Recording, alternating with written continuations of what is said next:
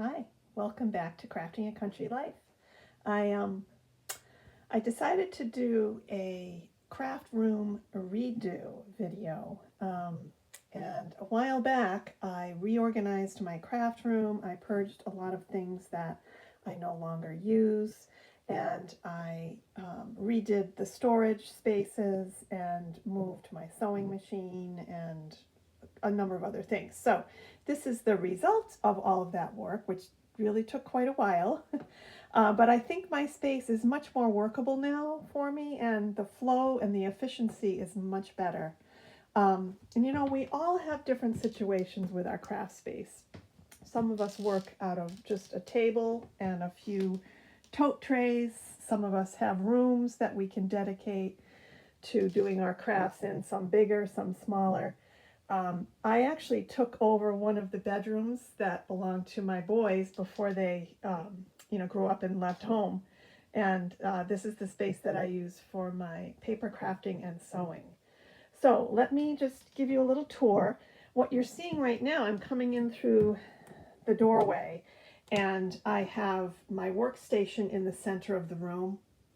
And you can see underneath on the left, there are boxes filled with different types of paper collections behind that wooden stool. And then on the right side underneath, I have my jewelry making tools, gesso, paint supplies in a red bucket, and there are more cardstock pads underneath there as well. And of course, my roll of paper toweling and some additional jemmies and stuffing and things like that. So those are underneath there. On top of my workstation, I have my fabric cutting mat, which you can see is green. And then in the back, I have racks that I picked up. Actually, one of them I got at Goodwill. And then I just took it home and cleaned it up a little bit to put my glitter bottles in. And the other smaller one on the right there, I actually ordered from Amazon, and that holds additional glitters as well. There's a basket, the green basket there holds papers, cardstocks, small ones, the small pads that I use most often. Solids, foils, textured solids, and glitters. And then that's handy because I can just reach in and grab what I need without having to hunt through other containers that I have in the room. Okay, so there are some other odds and ends I have over here. My phone on a stand, and then I have a Dunkin' cup to put my pencils and pens in. There's glue and other adhesives there. A little pink bowl filled with different sizes of scalloped circles and other odds and ends.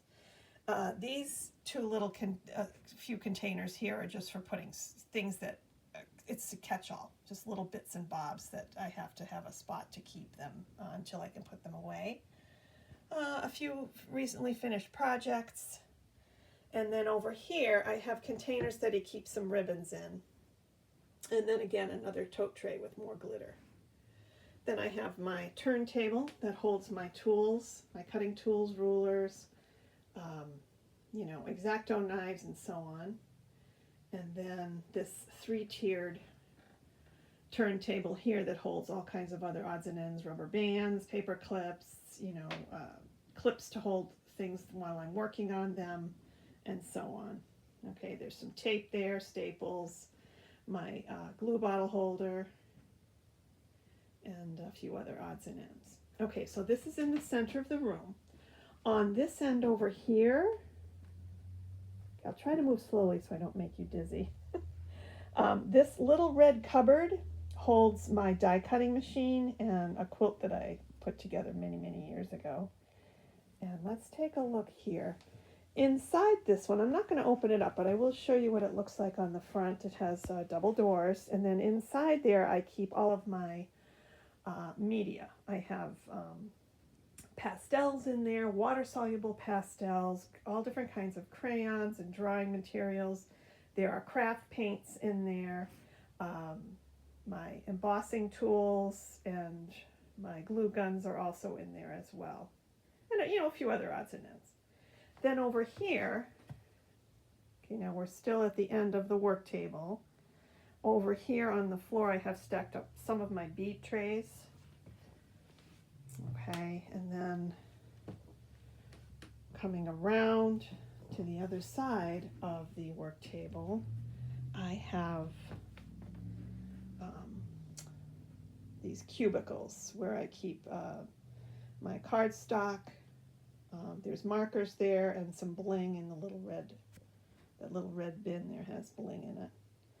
Then this is washi tape in the tall white trays. And then the next set of storage cubes contains all kinds of paper flowers and such. And then over here I keep on top different kinds of stickers, and I have them all labeled as to what's in each bin, you know, whether it's summer theme or Christmas theme, that sort of thing. I just have those labeled. Okay, and then underneath in this cubicle we have more sticker sentiments in the different buckets, lots of ephemera. Okay, this one over here on the end is filled with Maggie Holmes ephemera and stickers and so on. And then I also keep down on the bottom, there's more solid cardstock and some envelopes. And then some of these other plastic bins in the middle contain die cutting sets. So I have those organized and they're all labeled with index cards in between. Like in the green bin, for example, I have my circles, my rectangles, my frames, bows, you know, die sets for bows and such. And then these other two here have other headings, you know, for different things like animals and plants and so on. So that's how I keep those organized.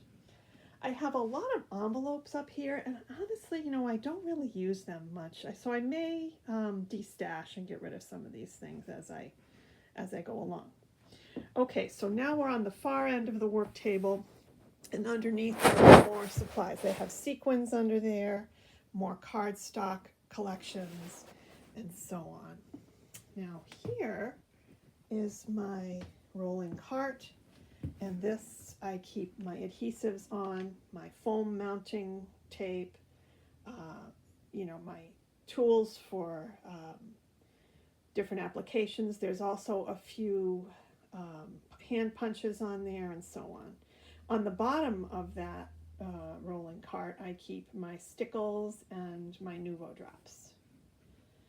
Okay, so now, coming back up, I know it looks like a lot. It is a lot, but it's very well organized, and I know where everything is, which is a good thing. Okay, back here, these boxes with the colorful squares on them are my Sarah Renee Clark color cards. They come in a set, and they have photographs in them with matching,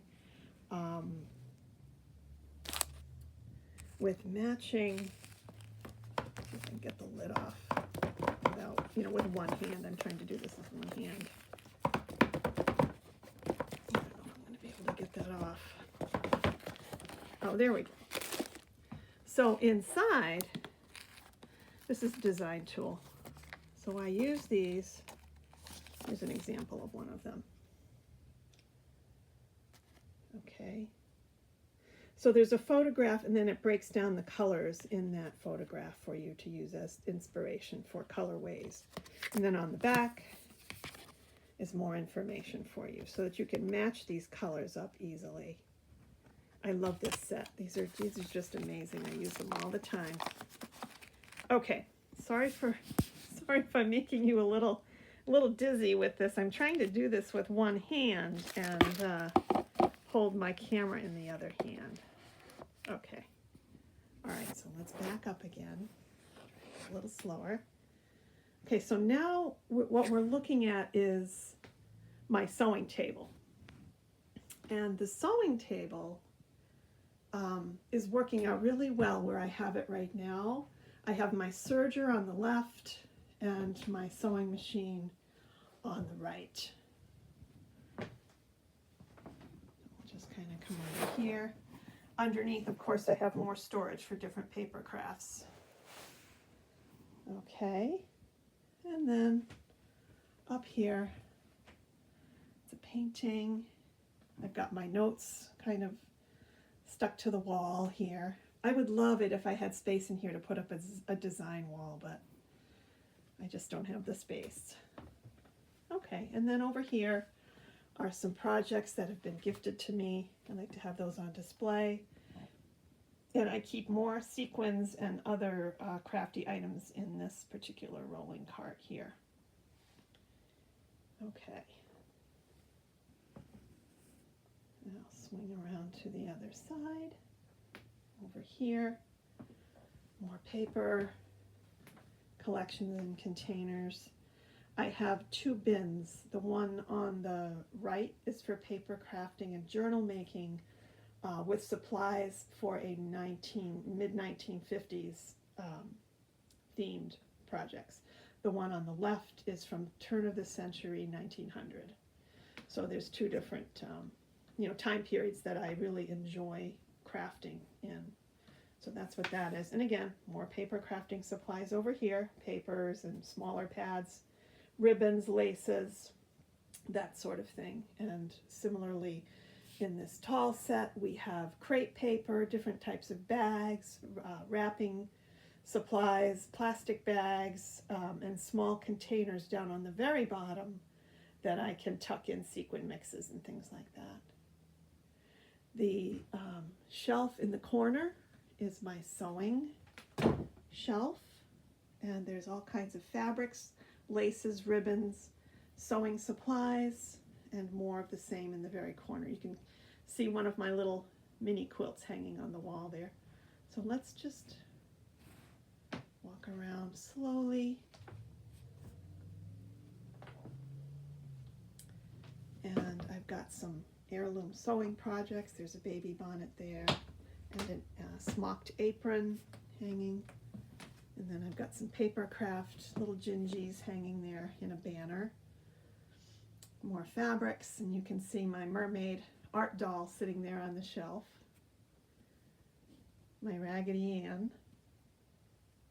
It's very full. I think I need to go through this shelf and just kind of straighten it a bit. Things are getting a little bit cluttered on there. But the bins and tubs, most of them on the bottom are labeled. They may not be facing the right direction, but I have trims down there, different kinds of sewing threads, bindings, rickrack, that sort of thing. Lots of buttons, patterns, my cutting weights, more ribbons, and again, plenty of fabric.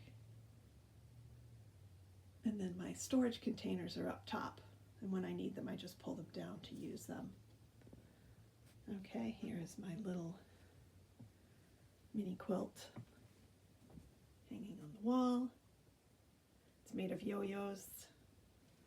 And then I just recently picked up a brand new iron. So I've got that here at the ready. My ironing board has a brand new cover on it. And typically I keep this in the closet, but I'm working with it right now, so it's set up. I've got some of my mini quilts laying out. I just need to give them a final press. And then over here is my drafting table. So I like to sit here. It looks out the front of our home, and I just love having that view as I'm working and planning. And then over to the left are my brushes, my pens and drawing supplies. And this is typically where I sit if I'm doing watercoloring or painting with any wet media. And then on the left of that is a bookshelf, and I keep my inspirational painting books and origami books there. Some of the books that I used when I was teaching elementary art are also on this shelf. And then other odds and ends like, laminating pouches and sketchbooks and so on are on that shelf as well. Okay, then we swing around to this wall. Again, this entire shelf is paper crafting supplies. They're all organized. I know where everything is, as I say.